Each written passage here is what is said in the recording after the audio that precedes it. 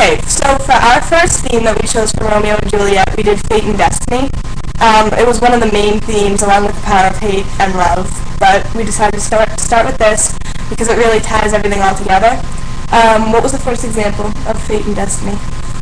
Well, the first example was that the slave for Capulet couldn't read the letter to go to the party, and he just randomly asked Romeo on the streets to read it for him, and then the slave invited Romeo to go to the party if he wasn't a Montague, and he lies and he goes to the party anyway.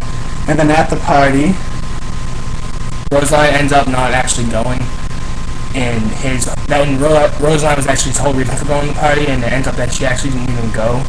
So it's kind of ironic that she didn't go, and he meets Juliet and falls in love with her. Because we think if Rosaline went to the party that he would be focusing on her and not meet Juliet. Right, so already at the party scene, we're already seeing deception tying into Fate and Destiny, because had Romeo not gone to the party and lied, saying that he wasn't a Montague, then he would have never met Juliet and he would have never fallen in love with her. So that's how deception kind of already ties in with Fate and Destiny.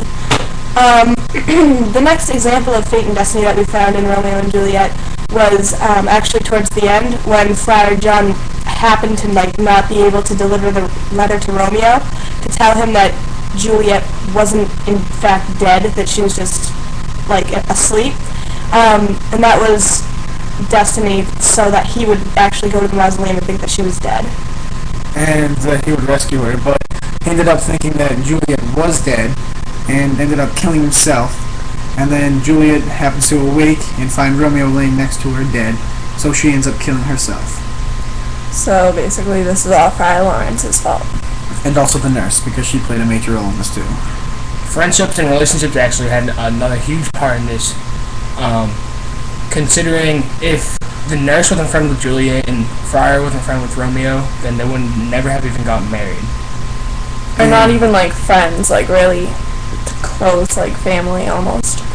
Yeah, if Romeo hadn't had that close relationship with Friar Lawrence, then there would have been nobody who knew about Juliet. Everybody still thought that Romeo was in love with Rosaline, so that also has deception as well as like friendship and relationships, whereas everybody thought that Romeo was in love with Rosaline, where he could only tell Friar Lawrence that he was in love with Juliet. And Balthasar was a major role in this because he was Romeo's slave, and he was the one who went to Romeo and told him that Juliet was dead, which made Romeo go to the mausoleum, and which ended having them both die. So if Romeo and Balthasar hadn't been close and hadn't had that relationship, then what would have happened? Then Romeo wouldn't even have known that Juliet. He wouldn't have known about the plan, and he wouldn't have known about he wouldn't had even gone to the mausoleum. And when Friar John and Friar Lawrence were talking, Friar Lawrence found out that the note never got to Romeo, so he would have had to go and rescue Juliet, or else she would have been stuck in there forever. Right, so all of this ties in with fate and destiny, because if one thing hadn't happened, then it wouldn't have led to another. Seeing as if Balthasar and Romeo didn't have such a connection, a friendship, then it wouldn't have resulted in Paris's death and also the death of Romeo himself. Well, we have connections to fate and destiny in our lives too. My connection is that my grandmother, she had Alzheimer's for 4 years before she died, and my grandfather, he went to visit her at the nursing home every single day, and he would always be there for her. But then he had a stroke 2 years ago. He had a stroke 2 years ago, and he wasn't really aware of anything, so he couldn't remember what had happened to my grandmother, that she was in the hospital and that she wasn't doing too well. So he kind of was in his own little world. And when he died, my grandmother didn't know that he had gone. She had Alzheimer's, so she wasn't aware of anything. So she didn't have to see her husband leave her. And when she died 17 days later, my grandfather didn't have to see her go, which was really good. So it is like a tragedy like Romeo and Juliet, but you can take something out of it because it's just the uplifting thing, that knowing that they didn't have to see each other go and that they are together. So that's fate and destiny in my life. Fate and destiny happens like a lot to anyone. Like even like the simplest thing, like, oh, I'm gonna, like, people can get killed like in car crashes or planes, like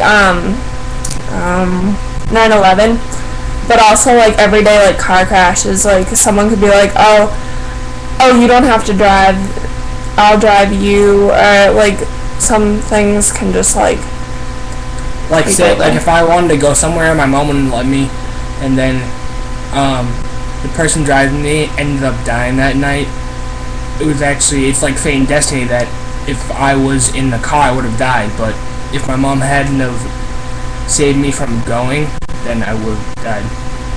And just like Mr. Brewer's example, Joy in the main office, how like her daughter ended up dying in that. So that's just another example of how she didn't go. Well, the other person didn't go. Yeah, there are actually a lot of examples in fate and destiny. Just every day, especially at 9/11, how people called in sick, they couldn't go on the business trip, they couldn't go into work that day. Other people were called into work for them, and they ended up dying instead of those people. It's just fate and destiny. So really, everything happens for a reason, even though we can't see it, even the most tragic things. Why little kids die of cancer every day, their parents might not know the day after they die, but someday, if you dig deep enough, you'll be able to find it. Maybe it'll bring the family closer together. Maybe the community or the school will become closer together if a student dies. Like, you never know. There's no reason, but everything does happen and does come together because of fate and destiny. Like everything happens for a reason. Right. So, it's basically everything is tied in with fate and destiny, especially in Romeo and Juliet. It's pretty much like a chain reaction. Like if this happens and this happens and something, like everything just follows each other. Right. Actually, if Romeo hadn't gone to the party, then Juliet would have never met him.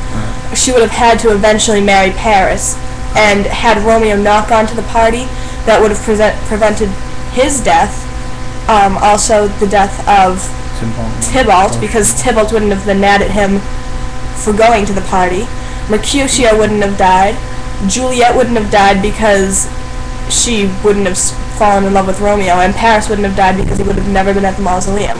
So, just by the first act of fate and destiny, you can already see that it's tying everything in already, because that one act really happens. Of Romeo going to the party, that's what sets off every other thing. That just proves how, like, one little thing can change everything. Like, it can change, if I do something, it can change everyone's life that, like, I know.